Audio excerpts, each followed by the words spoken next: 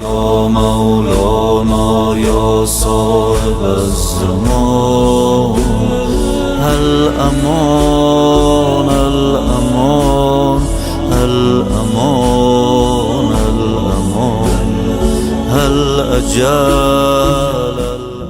تو ہم امام زمانہ کی غیبت میں زندگی گزار رہے ہیں، جہاں ہماری خوش نصیبی بہت زیادہ ہے، جہاں ہماری فضیلتیں بہت زیادہ ہیں، وہیں ہمارا امتحان بھی بہت سخت ہے، ہماری آزمائش بھی دیگر قوموں سے بہت زیادہ ہے.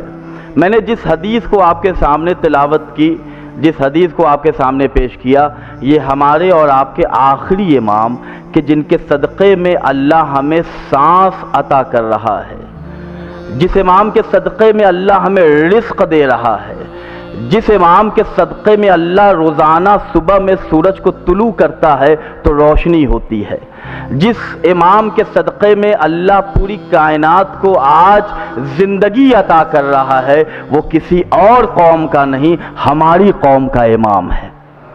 ہم فخر سے کہتے ہیں کہ ہم امام زمانہ والے ہیں، ہم امام قائم والے ہیں.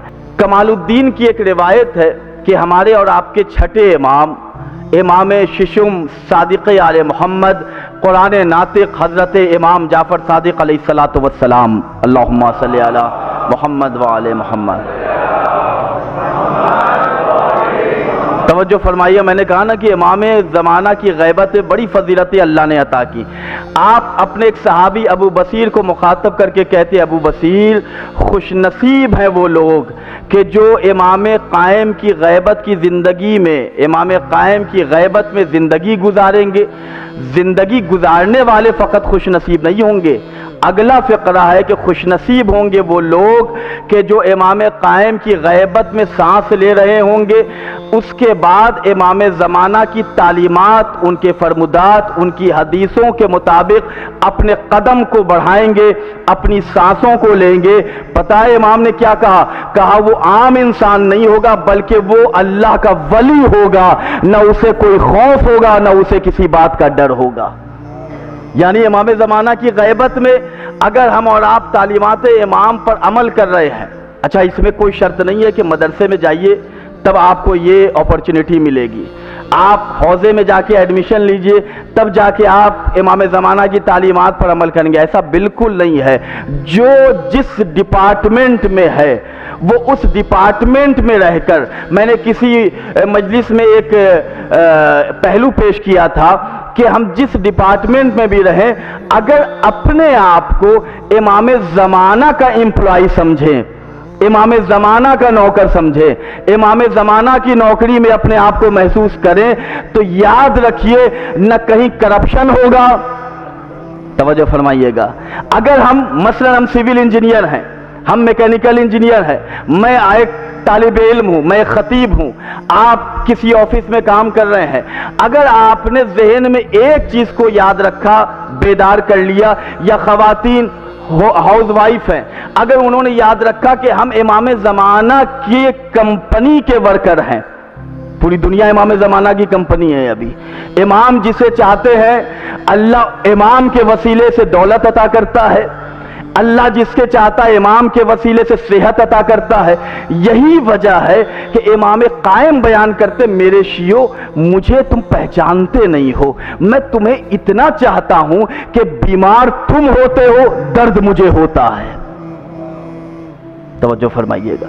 امام کی حدیث ہے کہ اگر میرا کوئی شیعہ بیمار ہوتا ہے تو بیمار وہ ہوتا ہے، درد مجھے ہوتا ہے، پریشان وہ ہوگا، پریشانی کا احساس مجھے ہوگا. کیوں؟ اس لیے کہ امام نے کہا کہ میں تم سے بے خبر نہیں ہوں، میں تم سے غافل نہیں ہوں، تم جہاں بھی رہو گے میں تمہارے اوپر نگراں ہوں. اگر میں اپنی نگاہ کو ہٹا لوں تو گردش زمانہ تمہیں پیس کے رکھ دے گا، جس طرح چکی کے درمیان گیہوں کے دانے کو پیسا جاتا ہے. حدیث کا فقرہ ہے کہ تمہیں گردش زمانہ پیس کے رکھ دے گا، تمہارا نام و نشان نہیں ہوگا. آج جو عزتوں کے ساتھ آج ہم زندہ ہیں، اس کا مطلب یہ ہے کہ کوئی ہے کہ جو ہماری نگرانی کر رہا ہے، جو ہے ہمیں سیلری عطا کر رہا ہے. توجہ فرمائیے گا. اپنے ذہن میں ایک جملہ بیدار رکھے کہ ہم امام زمانہ کی کمپنی کے امپلائی ہیں، ہم ان کے نوکر ہیں، ہم ان کی نوکری میں، چاہے آپ دنیاوی اعتبار سے کہیں کام کر رہے ہو، اگر امام کے چاہنے والے ہیں تو اپنی پہچان، اپنی آئیڈینٹیفیکیشن، اپنا تعارف، اپنا آدھار کارڈ، اپنا پاسپورٹ، اپنی پہچان پتر، اپنے پین کارڈ کے اوپر لکھیے کہ ہم امام قائم کے غلام ہیں۔